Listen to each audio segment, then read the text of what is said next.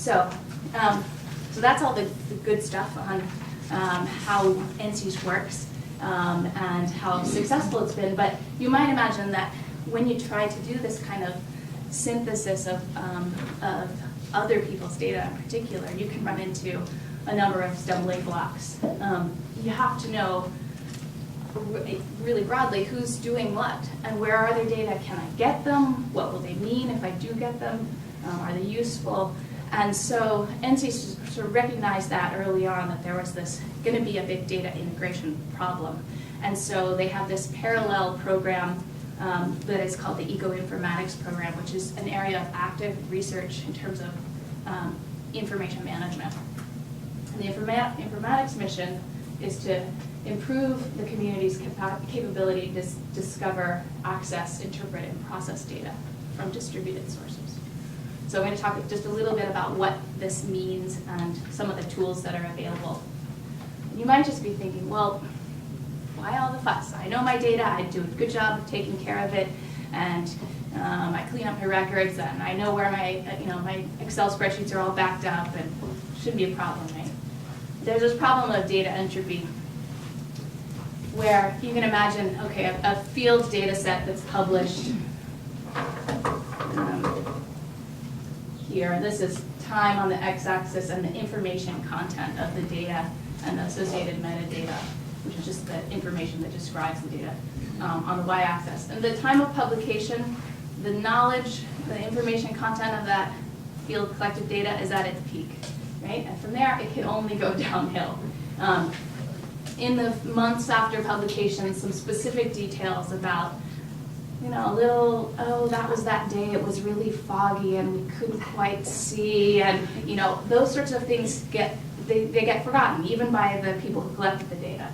And then over time, as you slide down this slippery slope, even the general details about where you went and how you collected the data get lost in the fogs of time. Then if there could be a tragic accident like a hard drive crash or a fire or a flood or something that results in catastrophic loss of data. But even if that doesn't happen, generally when researchers retire or change careers, all that information that was stored in their brains is lost. Not necessarily completely, but when they die, then yeah, it's all gone, right? And so if you don't make some attempts to archive your data and to put that information that's in your head down somewhere, then in a short period of time, and this is a few years actually in reality, the information that was encompassed in that publication is largely lost. So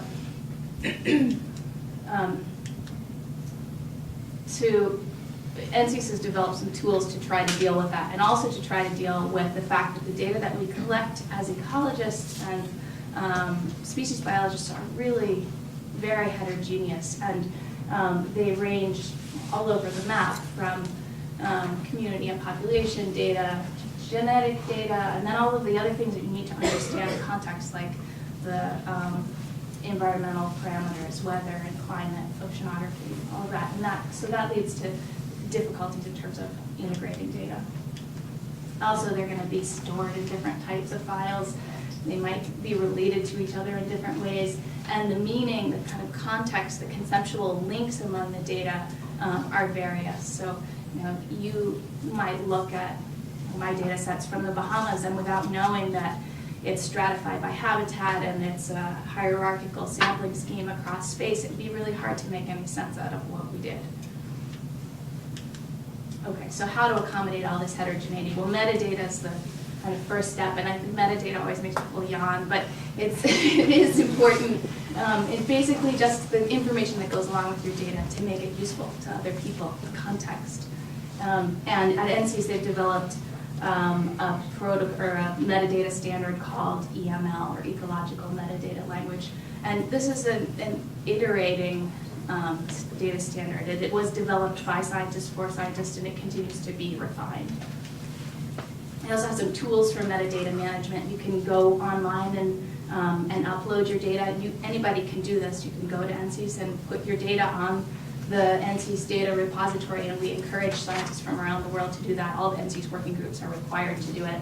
There's a simple tool that'll walk you through it, and you don't have to put your data itself. You could just put the metadata so that people out there know what data you hold. You still control it and hold it. They contact you if they're interested in using it. So it's just a simple online form.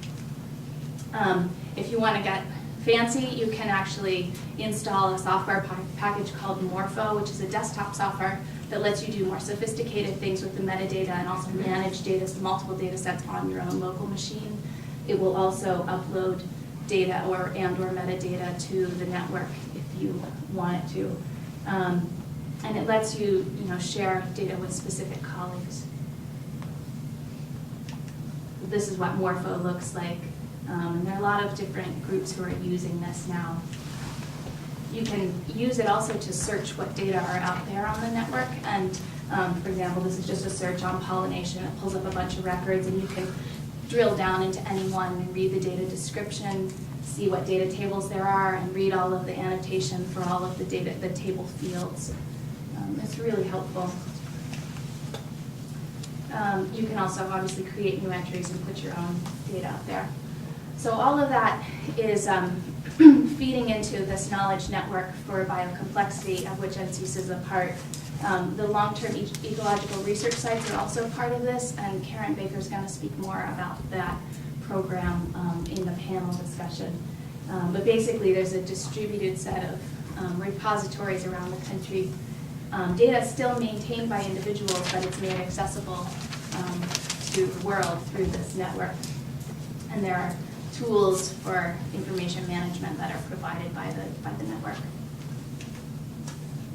There are a lot of different participants who are part of this, the Organization of Biological Field Stations, PESCO, ESA, the UC Natural Reserve System, the LTER that I mentioned.